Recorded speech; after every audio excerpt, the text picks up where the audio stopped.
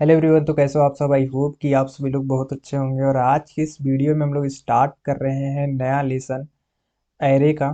तो data structure using C का first lesson हमने कंप्लीट करा दिया था, जिसमें हम डेटा स्ट्रक्चर का जो टाइप्स होते हैं, क्लासिफिकेशन होते हैं, उसके बारे में हमने अच्छे से एक्सप्लोर कर लिया है। अब हम लेसन नंबर 2 को स्टार्ट कर सकते हैं, और यहाँ हमारा लेसन नंबर 2 के अंदर एरे स्टार्ट होता है। तो उसका आज फर्स्ट डे है, तो हम लोग इंट्रोडक्शन देखेंगे कि एरे क्या होता है, एरे की ज़रूरत क्यों पड़ी, एरे एक्चुअली में एक डेटा टाइप होता है तो इसकी ज़रूरत हमें क्यों पड़ी। आगे चलते हैं और जानते हैं कि एरे की ज़रूरत क्या पड़ती है। सबसे पहले हम लोग इंट्रोडक्शन में देखेंगे कि एरे क्या होता है, what is a array.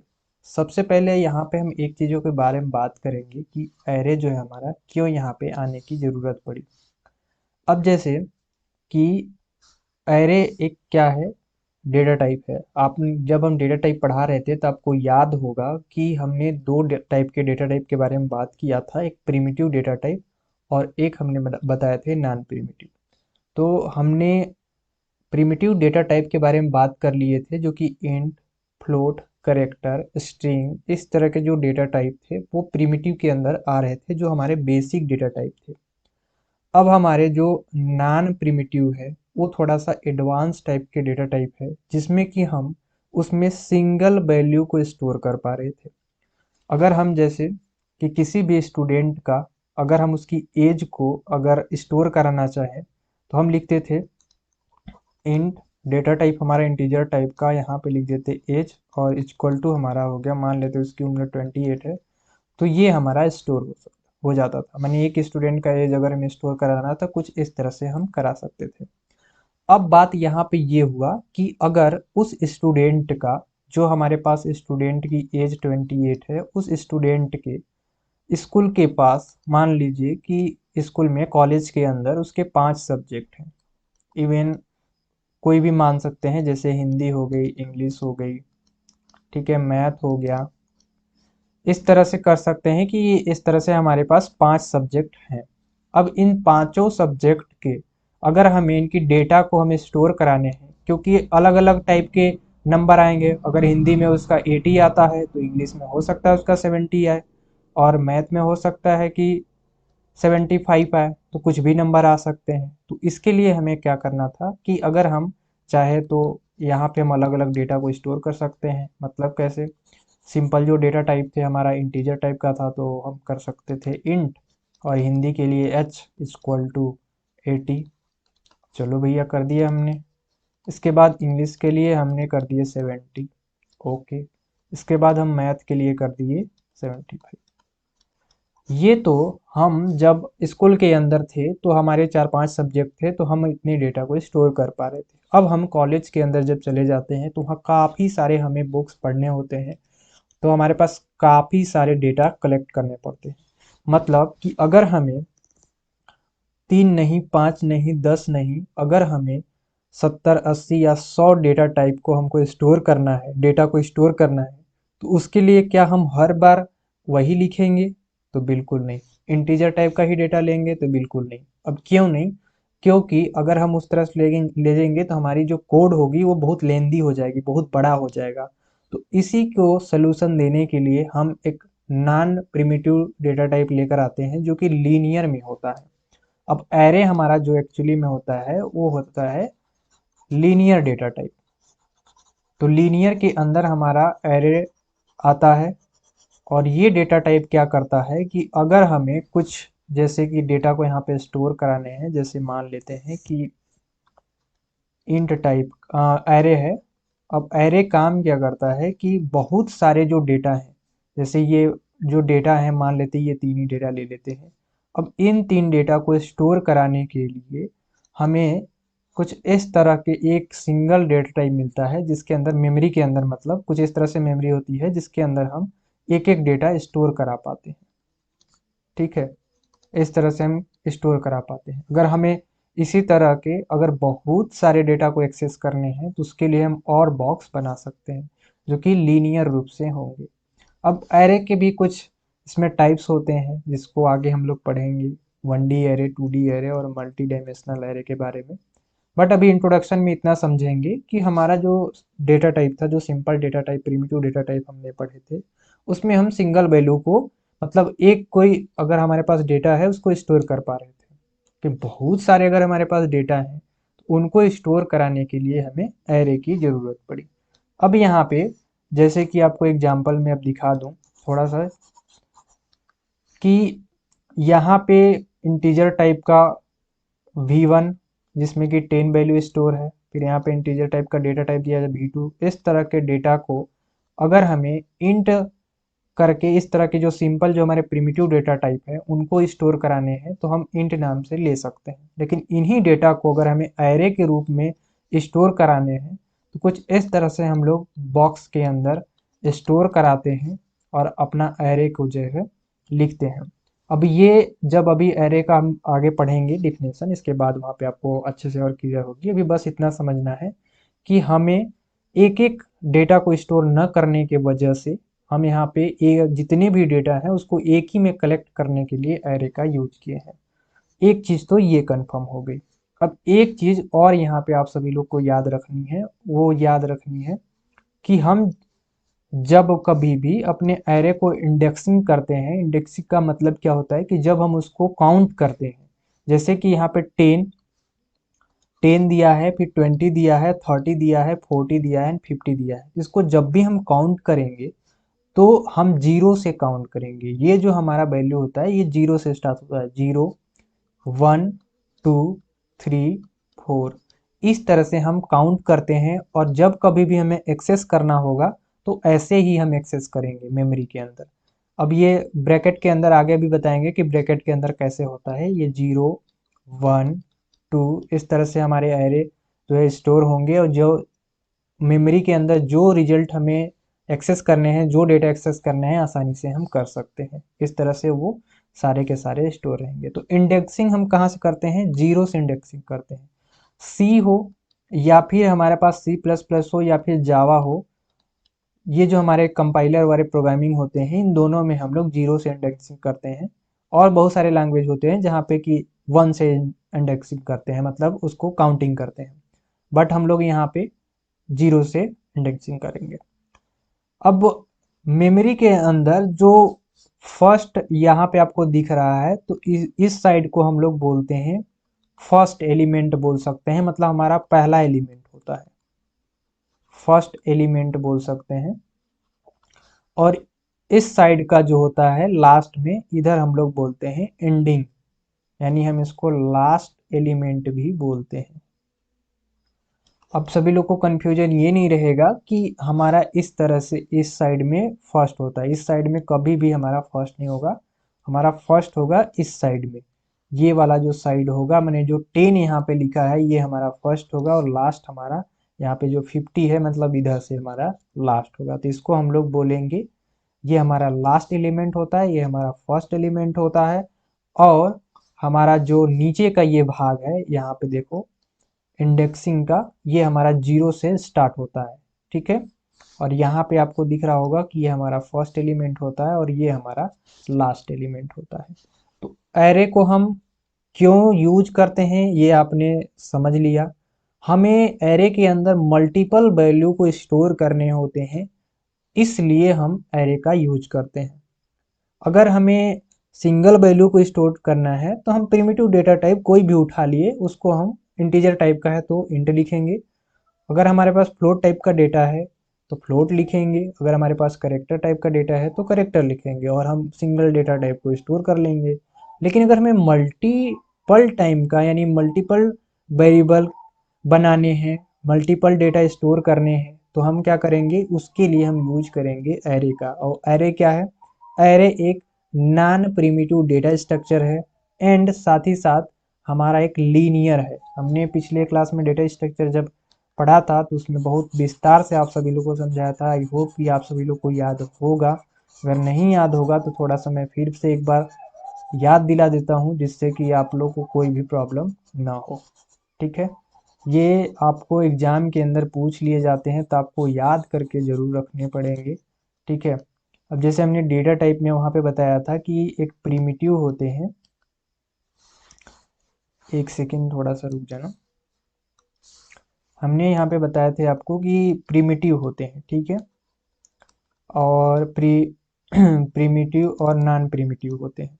Primitive के अंदर हमने जो डेटा टाइप डिस्कस किया था वो इंट, फ्लोट एंड डबल, या फिर यहाँ पे हम ले सकते हैं कैरेक्टर। इस तरह के डेटा टाइप हमने डिस्कस किया था, जिसका हमारा काम जो है फर्स्ट लेक्चर के अंदर हो गया। अब हमारा आ रहा है एरे। तो एरे हमारा नॉन प्रिमिटिव डेटा होता है, नॉन प्रिमिटिव डेटा टाइप होता है। अब नॉन प्रिमिटिव डेटा टाइप जो है, इसके अंदर हमारा दो टाइप से और डेटा टाइप हमने बताए थे। एक लीनियर बताया था हमने, एल फॉर लीनियर, और एक नॉन लीनियर बताया था। लीनियर के अंदर हमारा जो डेटा टाइप आते हैं वो एरे आते हैं, ठीक है। एरे हो गए, स्टैक हो गए, क्यू हो गया, इस तरह के डेटा टाइप हमारे आते हैं लीनियर के अंदर। अगर नॉन लीनियर की बात करें तो इसके अंदर हमने ट्री एंड ग्राफ की बात की थी। तो उसके आगे चैप्टर में बात करेंगे ट्री, ग्राफ या स्टैक वगैरह का। अभी हम बात कर रहे हैं एरे का। तो यहाँ से आपको एक आंसर मिल गया होगा कि एरे हमारा एक डेटा टाइप है जो कि non primitive and linear type का डेटा है, जिसमें हम डेटा आपको कैसे किस तरह से स्टोर कर रहे हैं। यहाँ पे दिख भी रहा होगा कि हम सीधे टाइप से डेटा स्टोर कर रहे हैं। यहाँ पे आपको दिख रहा होगा कि हम जब कभी भी डेटा स्टोर कर रहे हैं तो इस तरह से डेटा स्टोर कर रहे हैं, मतलब हमारा लीनियर है। लीनियर हमारा मतलब सिंपल होता है, इस तरह से भी हो सकता है, बट इस तरह से हम लोग डेटा स्टोर कर रहे हैं। तो हमारा बॉक्स इस ऐसे भी बन सकता है और ऐसे भी बन सकता है, इसमें हम अपना लीनियर टाइप से डेटा स्टोर कर रहे हैं। तो आई होप कि आप लोग एरे की क्यों ज़रूरत पड़ी ये थोड़ा सा आप लोग समझ गए होंगे।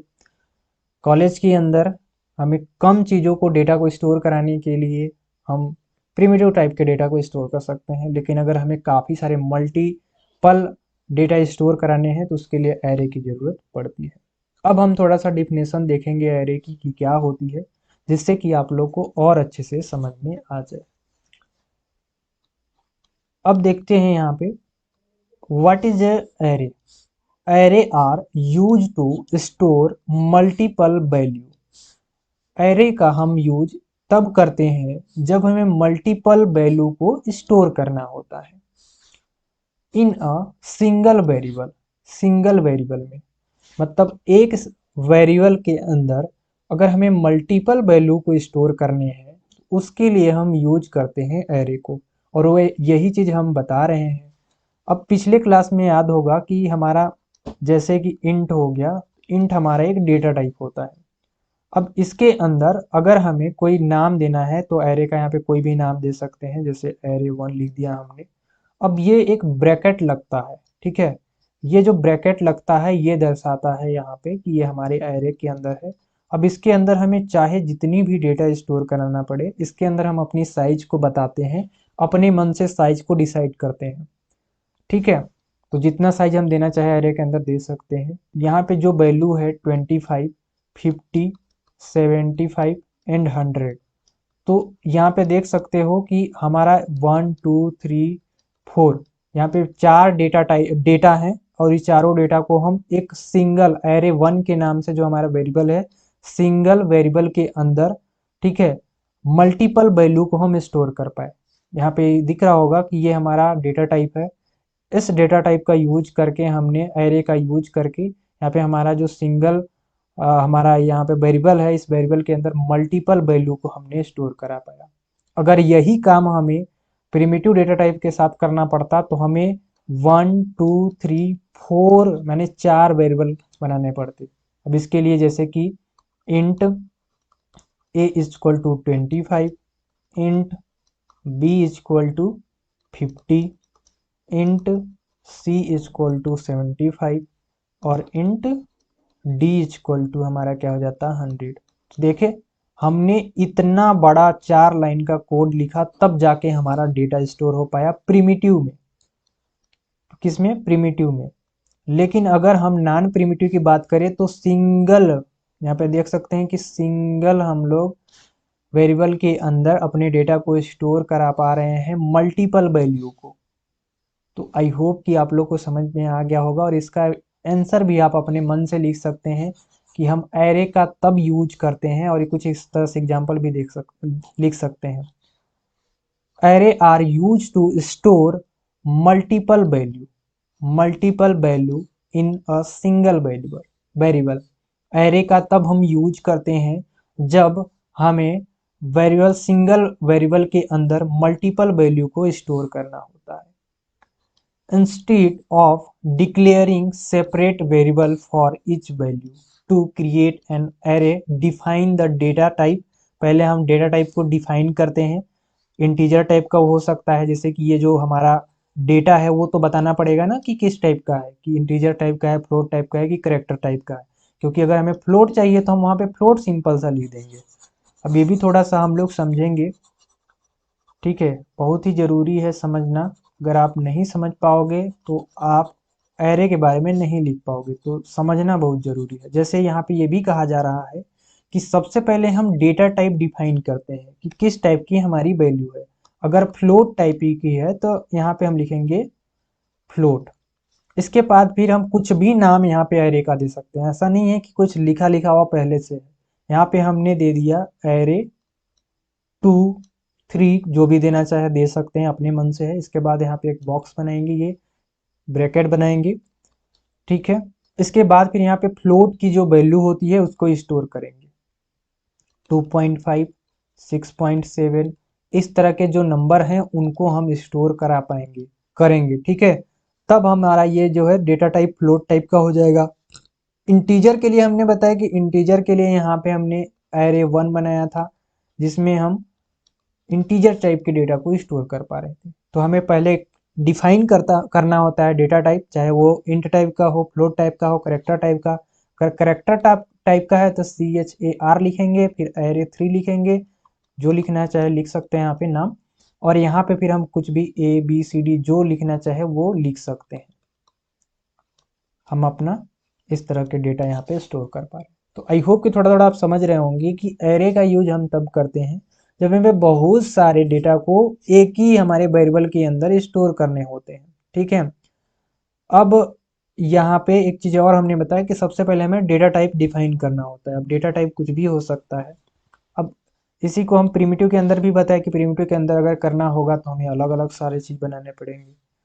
आगे लिखा है कि specify the name of the array, माने हम उसे फिर नेम से स्पेसिफाई करते हैं, फॉलो बाई स्क्वायर ब्रैकेट, और हमें यहाँ पे स्क्वायर ब्रैकेट को लगाना पड़ता है। इसके बाद जो वैल्यू हम देना चाहे वो यहाँ पे दे सकते हैं। ये हमारी मर्जी है, जितनी साइज की देना चाहे दे सकते हैं। इसकी भी लिमिट होती है, बट लिमिट से ज़्यादा नहीं पूछा जाता है, इसलिए हमें इतना नहीं समझना है। तो अब मोटा मोटी आई होप कि आप लोगों को समझ में आ गया होगा कि एरे का यूज क्यों होता है, क्यों हम करते हैं। एक बार फिर से मैं दोहरा देता हूँ। Array are use to store multiple value in a single variable. हम एरे को तब यूज करते हैं जब हमें सिंगल वेरिएबल के अंदर मल्टीपल वैल्यू को स्टोर करना होता है। माने कि अगर हमें एक ही डेटा टाइप के अंदर, एक ही वेरिएबल के अंदर बहुत सारे डेटा को स्टोर करना है तो हम यूज करेंगे एरे का।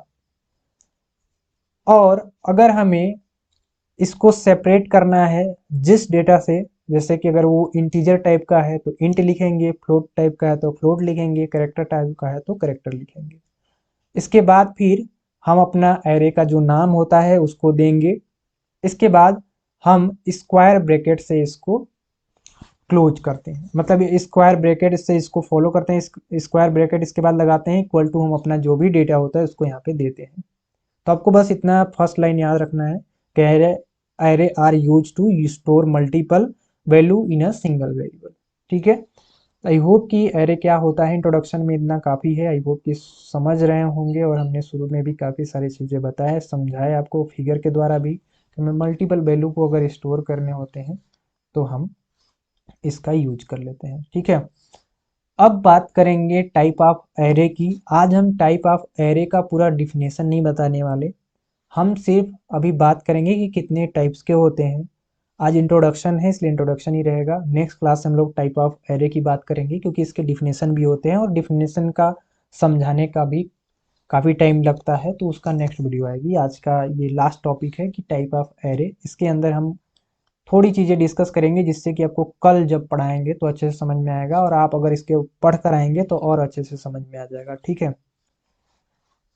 तो टाइप ऑफ एरे के अंदर अगर हम सी की बात करें तो उसके अंदर हम लोग को 3 टाइप से पढ़ाए जाते हैं डीएसए के अंदर। डेटा स्ट्रक्चर यूजिंग सी जो हमारे क्लास चल रही है इसके अंदर 3 टाइप से बताई जाती है कि एक वन डायमेंशनल एरे होता है जिसको हम लोग 1D भी बोलते हैं, ठीक है।